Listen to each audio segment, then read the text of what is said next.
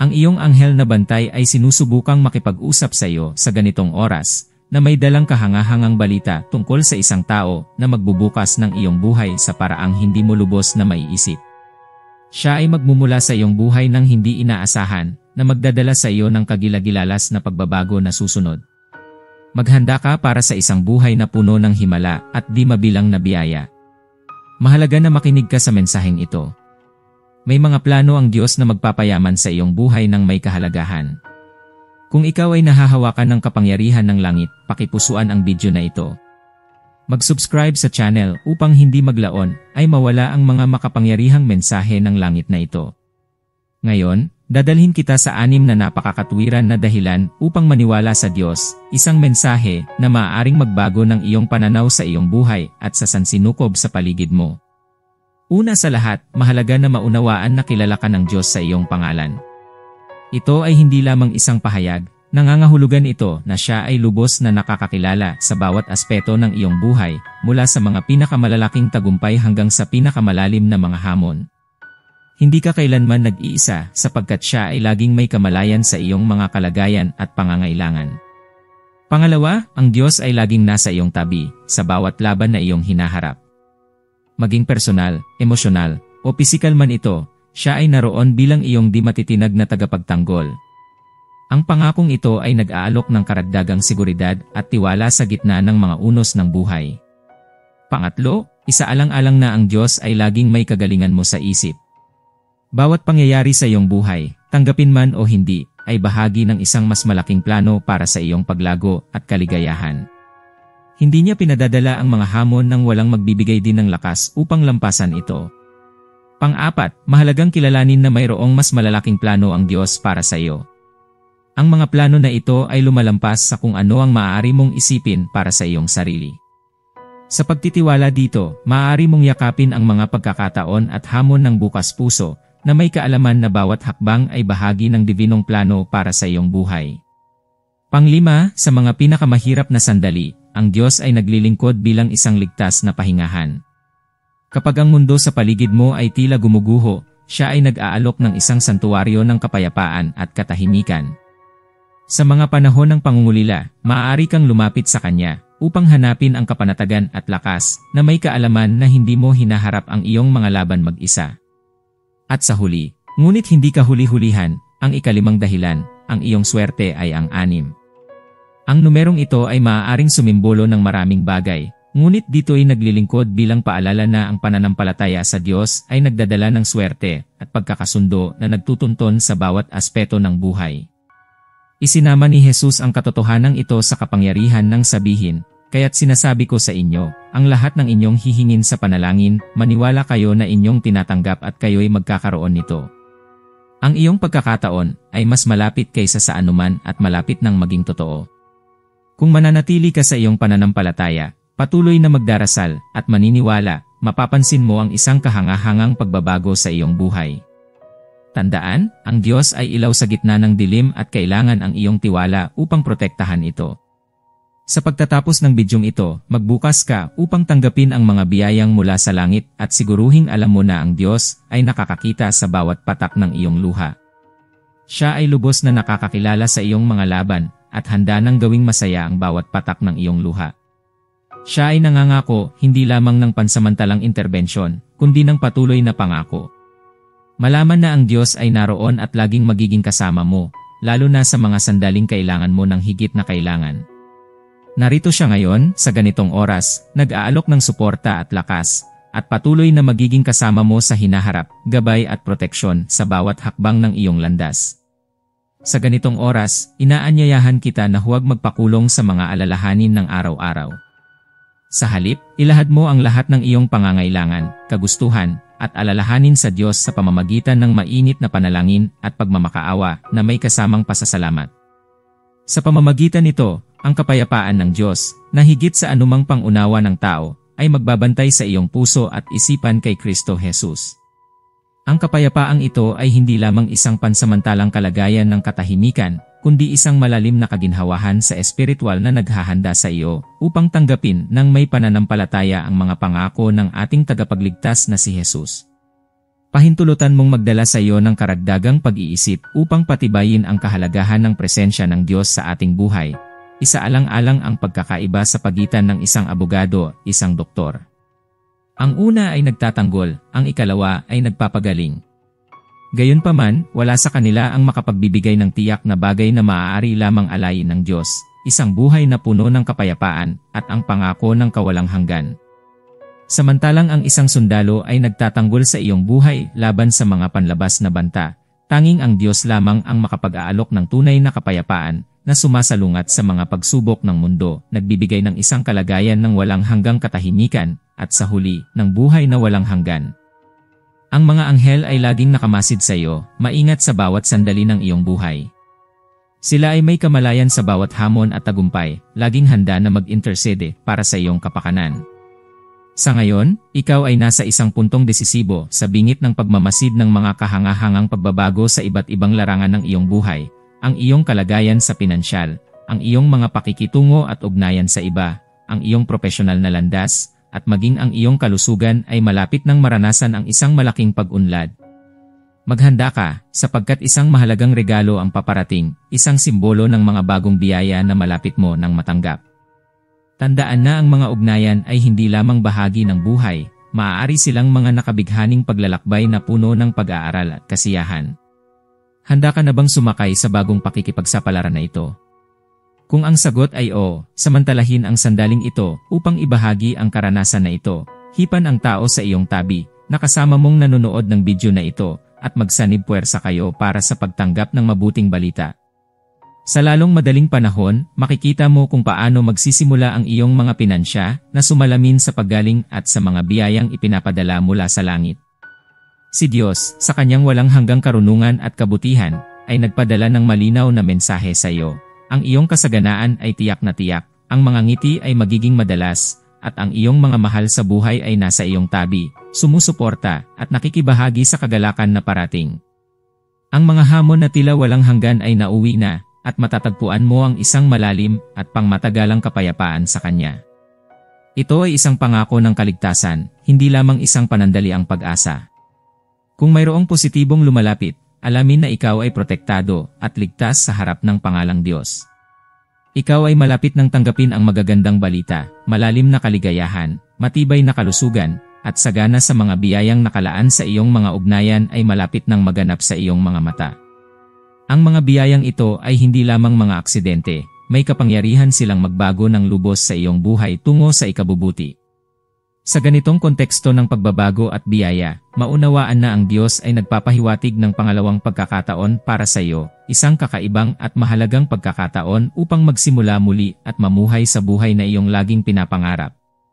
Mahalaga na hawakan mo ang pagkakataong ito ng may determinasyon at pasasalamat nang hindi mo pinapalampas na lumipas ito sa pagitan ng iyong mga daliri.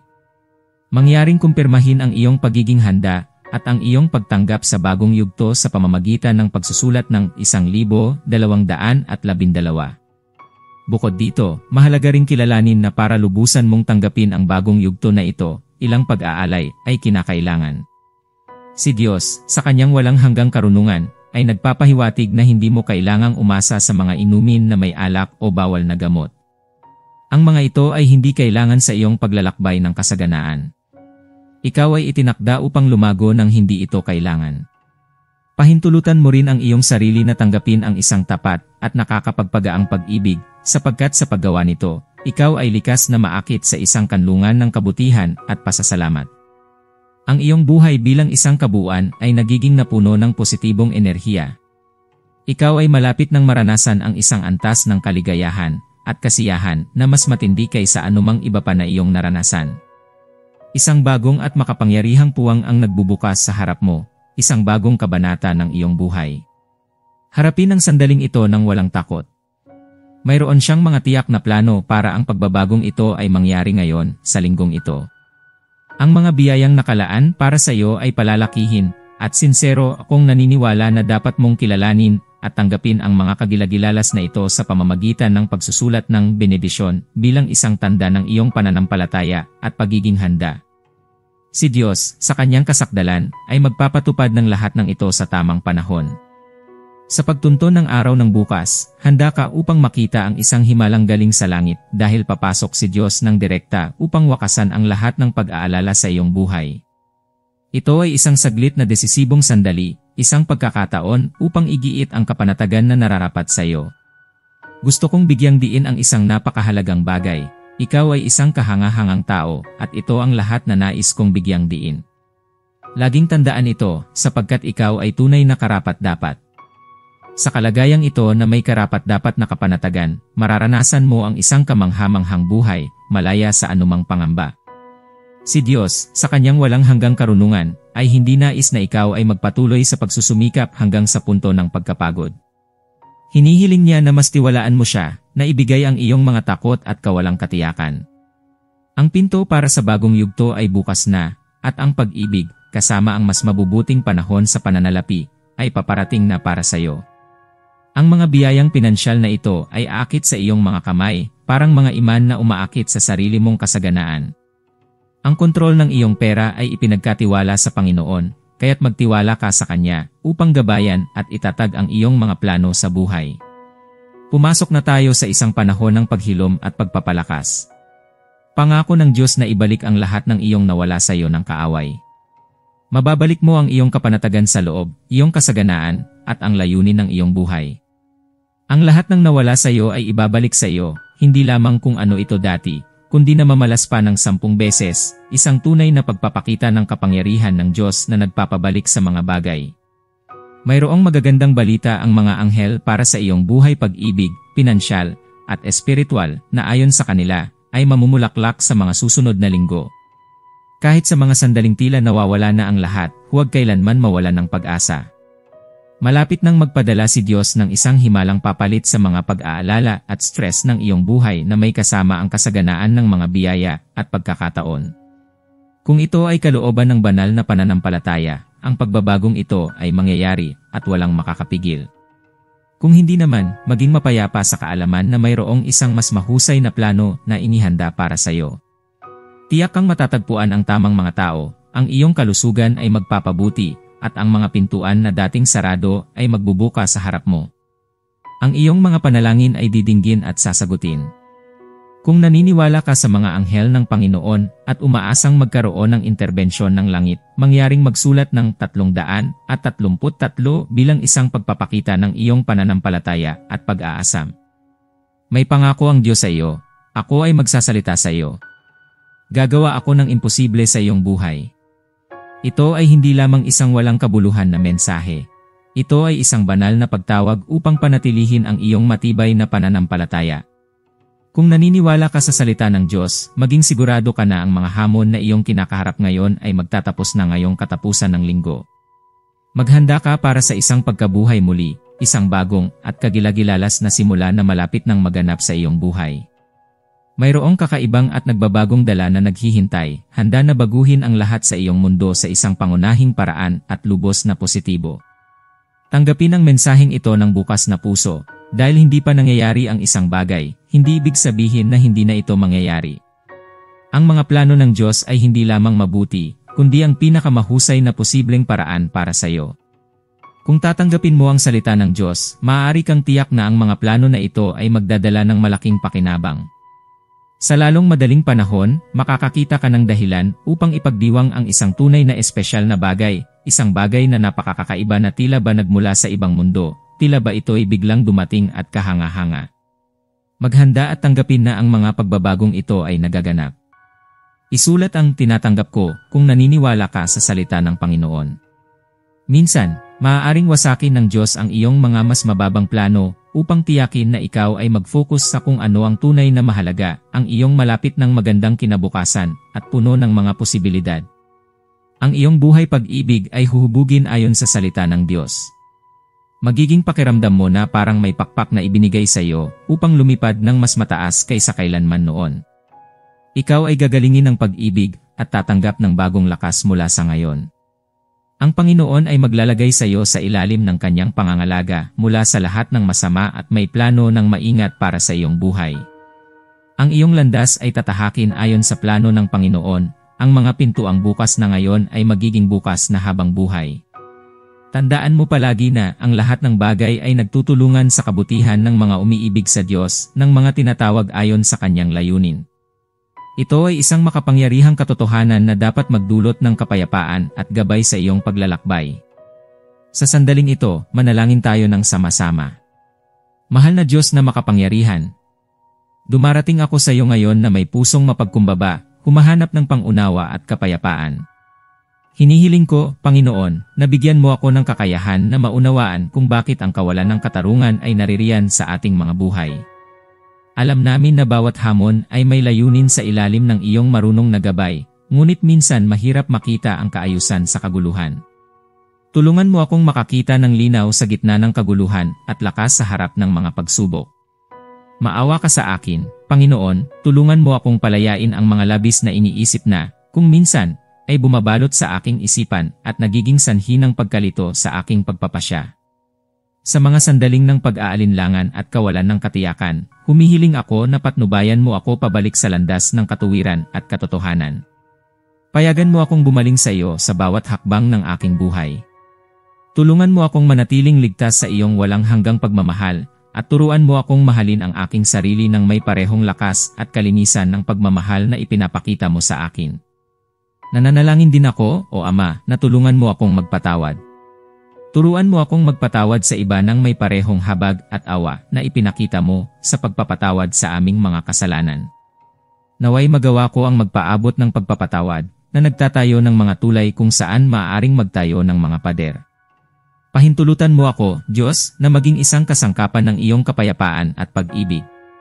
Tulungan mo akong patnubayan ang iba sa iyo, kahit na ang aking sariling pagmamataas ay sumusubok na humadlang sa daan. Nananalangin ako sa iyo, Panginoon, tulungan mo akong isantabi ang pagkakanya-kanya at kahambugan upang maaari kong tunay na matupad ang iyong banal na kalooban. Mahal kita, Diyos, ng buong aking puso at nagnanais akong parangalan ka sa lahat ng aking mga gawa at pag-iisip. Nagpapasalamat ako sa iyo sa iyong patuloy na presensya, na siyang pinagmumulan ng lahat ng kahimbingan at pag-asa. Naway maging patunay ang aking buhay sa iyong pagmamahal at kabutihan, na nagpapakita ng iyong liwanag sa bawat salita at kilos. Amen. Kung nakarating ka dito, walang duda na ang salita ng Diyos ay isang hindi mapapantayang biyaya sa iyong buhay. Mangyaring mag-iwan ng iyong Amen sa mga komento at ibahagi ang mensaheng ito upang magbigay liwanag sa araw ng sinuman na maaaring nangangailangan. Hinihikayat kita na mag-subscribe sa channel at patuloy na magtiwala sa Diyos sa pagkaalam na Siya ay laging kasama mo sa bawat hakbang ng iyong paglalakbay. Naway pagpalain ka ng Diyos sa iyong buhay ngayon, bukas, at magpakailanman. Naway ang kapayapaan ni Panginoong Hesukristo, ang kapayapaang sumusobra sa lahat ng pangunawa, ay sumasayo. Tiwala ka na lagi akong nakikipag-ugnayan sa iyo. Walang puwersa, maging ito man sa mga kalangitan o sa mga kalaliman ng kalaliman, o kahit na ang kaaway na may lahat ng kanyang mga hukbo, ay hindi makakabawi sa iyo mula sa aking kamay. Pangako ng Diyos ito at tutuparin niya, ililigtas ka niya. Ito ang sandaling ipapakita ng Diyos ang kanyang sarili sa iyo sa isang sobrenatural na paraan. Maghanda ka para sa mga bagong karanasan na malapit mo nang maranasan. Makikita ng mundo sa paligid mo ang isang pagbabago, marami ang magsisimulang maunawaan na hindi nila kaya mabuhay nang wala ang presensya, pagmamahal, at biyaya ng Diyos. Handa siyang gumawa ng mga kababalaghan sa iyong buhay at nais niya na maging isang buhay na halimbawa ng walang hanggang kapangyarihan ng kanyang Diyos na todo makapangyarihan. Gusto ng Diyos na makita ng mga tao sa iyong paligid ang kanyang mukha na naireflekto sa iyong mga kilos. Nais niya na ang iyong pamilya, mga kaibigan, at kakilala ay magulat sa iyong pagbabago ng karakter. Lahat ay makakakita at magpapatunay na ang Diyos ay totoo at aktibo. Magiging isang mahalagang kasangkapan ka sa kanyang mga kamay, tulad ng putik na binubuo ng alahero upang gawing isang sisidlan ng karangalan. At higit pa, may mga plano ng pagbabago ang Diyos para sa iyo. Nais niya na lubusan mong baguhin ang iyong buhay. Ibigay mo sa Kanya ng lubusan ang lahat ng mga pagbabago na kinakailangan. Huwag mong itago ang anuman sa Kanya, mas mabuti na ipakita mo ang iyong kahinaan kaysa sa Kanya ang kailangang bunutin ito, kasama ang mga pinakamalalim na ugat na matagal nang naitanim sa iyong buhay. Nagpadala na ang Diyos ng kapayapaan, kalayaan, ginhawa, at katatagan. Ang pinto ay bukas, huwag matakot. Lumapit ka sa kanya tulad ng isang kaibigan, hawakan ang kanyang kamay, at maglakad kasama siya sa isang bagong daan patungo sa isang bagong buhay. Pupuno ka ng mga biyaya ng Diyos, at awit ka ng kanyang papuri sa gitna ng mga bansa. Mahal ka niya ng lubos. Maghanda ka para sa kahangahangang pagbabagong ito. Sa dulo ng mensaheng ito, bibigyan ka ng Diyos ng dalawang salita na magbibigay sa iyo ng lakas, tapang, at katatagan na kailangan mo sa iyong buhay. Makinig ng mabuti, sapagkat ang mga salitang ito ay tanda ng kanyang walang pagkukondisyon na pagmamahal, mahal kita. Nagpapasalamat ako sa pagtitiyaga sa pagtanggap ng mensaheng ito hanggang sa wakas. Ipabatid mo sa akin sa mga komento kung ang video na ito ay isang biyaya para sa iyo. Suportahan ang aming misyon sa pamamagitan ng pagpapamahagi ng video na ito at pagpapalaganap ng pagmamahal ni Jesus upang mas marami pang tao ang maging pinagpala.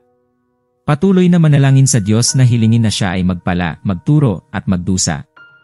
Naway pagpalain ka ng Diyos ng malaki sa iyong buhay. Hanggang sa muli. Amen.